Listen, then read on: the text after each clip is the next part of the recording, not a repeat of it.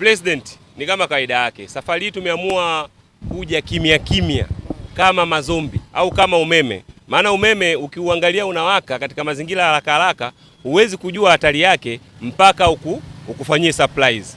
Kwa nadhani sasa muda huu mimi mwenyewe binafsi sifahamu mpaka dakika hii rais wetu Engineer Hersi yuko wapi. Ila analolifanya tunajua ni kitu gani. Kuelekea msimu mpya wa ligi unaokwenda kuanza hapo mwezi wa 8 pamoja na mashindano mbalimbali. Nadhani sasa ni muda wetu sisi mashabiki na wanachama kuweza kuhendo na kujiandaa kwa ajili ya msimu mpya. Kwa hiyo sisi tumejiandaa, tumetambulishiwa kocha, tumempokea. Nadhani baada ya hapo sasa usajili tunaweza kusema unaanza rasmi. Lakini binafsi kwa ninavyofahamu usajili wa Yanga umeshakamilika na umeshamalizwa. Kilichobakia sasa hivi ni kuanza kutambulisha mmoja baada ya mwingine. Niupongeze idara ya habari ya Ali Shabani Kamwe. Mfumo mwaka huu aliotumia kutambulisha kocha ndio wautumie pia kutambulishia wachezaji wetu. Wasiandae tension yoyote, wasiandae siku na chuma kinakuja, wasiandae nini wala nini. Mtu unakuja kutamaki, unashangaa unalala unaamka, unakuja kumuona Lionel Messi amevaa green and yellow. Nani? Au Messi singano? Nasema hivi, mfumo ambao unaotumia msimu huu ni mfumo mzuri sana ambao kwenye klabu hii. Na ningeomba kwenye utambulisho wa wachezaji kupitia idara yetu ya habari inayoongozwa na Ali Shabani Kamwe. Mfumo ule utambulisha kumtambulisha kocha yetu ndio utumike pia kutambulisha wachezaji wetu. Unalala unaamka, unakuja kuwasha data zako, unakuja kukuta Lionel Messi amesajiliwa kwenye klabu ya Yanga kuelekea msimu ujao. Messi gani? Wewe shikilia hapo kwenye Lionel Messi. Singano Messi hapo? Kuna Lionel Messi wa Afrika anakuja kucheza pale kwenye klabu hii ya Yanga. Ni mchezaji ambaye anatoka Afrika Mashariki na Kati. Sasa sikupi kodi kamili kama huyu anatoka nchi gani. Ila binafsi na usajili unaokwenda kufanyika msimu huu. Kama umeshawahi kucheza na Yanga msimu uliopita. Safari hii kabla ukutana na Yanga, tuwasi mashabiki na viongozi waanze kunywa panado, maana baada ya mechi kuisha kuna watu watapata malazi mengi sana ambayo hata tiba kamili Muhimbili watashindwa kujua tunamtibu nani tunamwacha nani. Kwa sababu msimu huu klabu yetu imeamua kufanya usajili uliokuwa bora unaoendana na matakwa ya klabu yetu.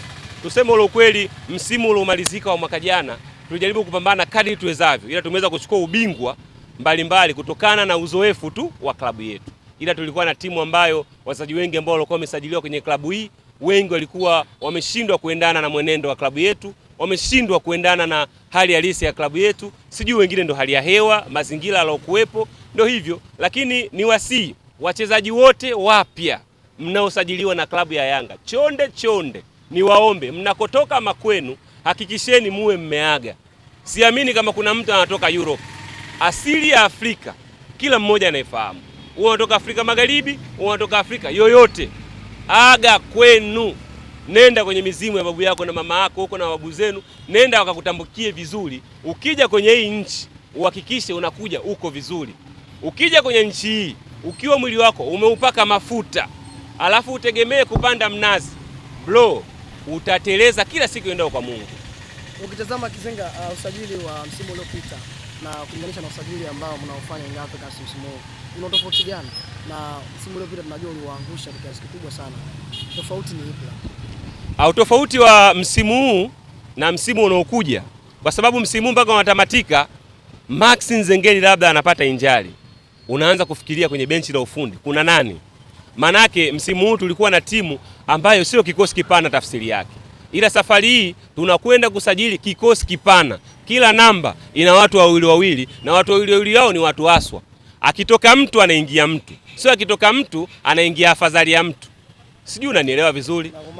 Mfumo sasa hivi wa kwanza usajili wachezaji ambao wanaovaa maliboni kukaa majukwaani tu na kuanza kuvaa heleni, nadhani sio muda wake. Mimi simfahamu huyo ni nani. Ila sasa hivi muda wa kusajili matozi hatuna hiyo time. Muda huu sasa nina imani kupitia Engineer Hersi pamoja na kamiti yake watakwenda kutuletea wanaume wa shoka wanaoweza kuipambania timu yetu uwanjani. Lakini mara pengi tumekuwa tukisikia majigambo kabla ya usajili Kizenga, tambo za usajili, lakini baadaye mnaanza kulaumiana wenyewe. Nani alisajili, nani alisajili? Shida nini? Msimu uliopita tunaweza tukasema kitu kimoja. Engineer Hersi baada ya majukumu mengi ya kuongoza klabu ya Yanga, baada ya hapo akawa majukumu ya usajili akawa anayaacha kwenye benchi la ufundi pamoja na makocha ambao wanaofundisha klabu ya Yanga. Lengo na mazumuni ni nini?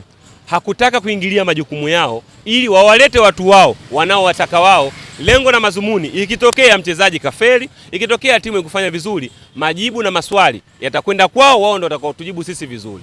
Ila safari hii kupitia Ali Shabani Kamwe tumemuomba rais wetu aingie mwenyewe chimbo kama ilivyokuwa zamani.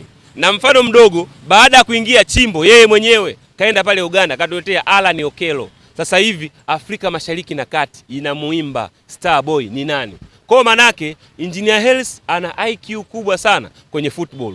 Ana ushawishi kwenye kila mchezaji ambaye anayekwenda kukutana naye, ana uwezo wa kumshawishi na kumuingiza kwenye mfumo wake. Yaani engineer mfumo wake kwa sisi vijana wa kileo ni sawasawa na mwanaume ambaye ana uwezo mkubwa sana, hata ukimwacha na mwanamke wako ni tatizo. Maneno yake mawili anaweza akamchukua mwanamke wako akaondoka naye. Kwa hiyo Engineer Hersi ana huo ushawishi, ana huo uwezo. Ukiangalia kwenye mantiki moja ama mbili, lengo na mazumuni, tunahitaji kuona klabu yetu inakwenda kwenye mafanikio makubwa kuanzia ndani mpaka barani Afrika.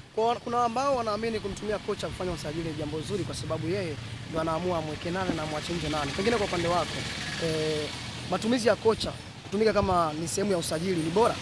Hakuna sajili yoyote duniani inaweza kusajiliwa bila benchi la ufundi kuweza kushiriki kwenye hatua moja ama nyingine. Nadhani sasa hivi uongozi ambao tuliokuwa nao madarakani ni uongozi ambao unaojitambua, mpaka umeamua kuachukua benchi la ufundi na kamiti yake, wanakaa pamoja kujadiliana lengo na mazumuni ili tuweze kukaa katika system ya kueleweka. Kwa hiyo nadhani Engineer Hersi mwenyewe anaingia ndani deep, lakini kwa ushirikiano mkubwa wa benchi lake la ufundi.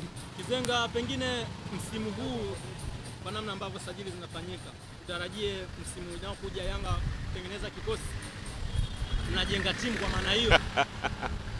Yanga kuna maeneo yanahitaji maboresho, ila kuna maeneo mengine pia yanahitaji kufumba macho.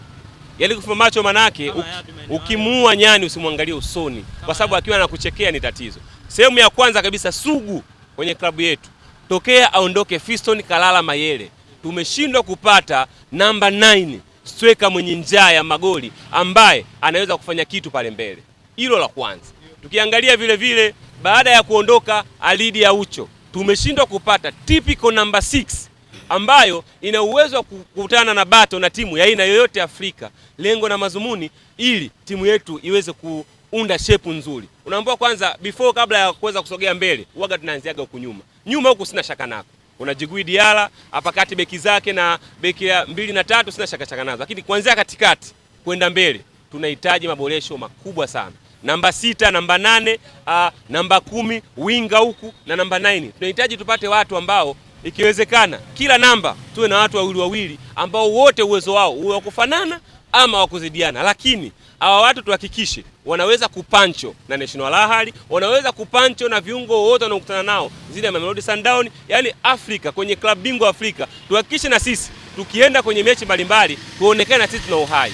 Ni aibu sana katika ligi ya Tanzania kila msimu tunachekana Simba na Yanga. Mimi nimeisha robo finali, umeisha makundi. Haileti mantiki. Tutengeneze timu ambazo zitakwenda kushindana, zitakwenda kufanya mageuzi Afrika kwenye mashindano ya klabu bingwa Afrika. Kwenye mashindano ya ndani kila mmoja ana nguvu, ana power yake. Hapa sasa kwenye level hii kila mmoja anajua jinsi gani ya kupambana na kucheza. Ila kimataifa tuko chini sana. Kwa hiyo niwaombe sana viongozi wangu, tuhakikishe msimu huu naomba mtusajilie timu ambayo itakayokuwa ngumu sana kwenye kupambana. Nadhani kwenye hili mimi ni mkabidhi Engineer Hersi kupitia GSM. Galib Said Mohamed ni mtu ambaye msikivu, na anapokuambia kwamba mwakani tena, maana yake ni nini? Maana yake ni kubwa. Bosi wetu anakwenda kutumia billion of money kwa ajili ya usajili mkubwa sana unaokwenda kufanyika kwenye klabu hii ya Yanga. Safari hii tutakwenda kufanya bonge la surprise. Tutakwenda kuja kuleta mchezaji kwa mara ya kwanza kwenye ligi ya Tanzania. Kuna mchezaji anakuja Yanga, atakwenda kulipwa kiasi cha shilingi milioni 150 kwa mwezi mshahara wake. Shukrani sana. Asante sana. Wewe kuna maswali yake.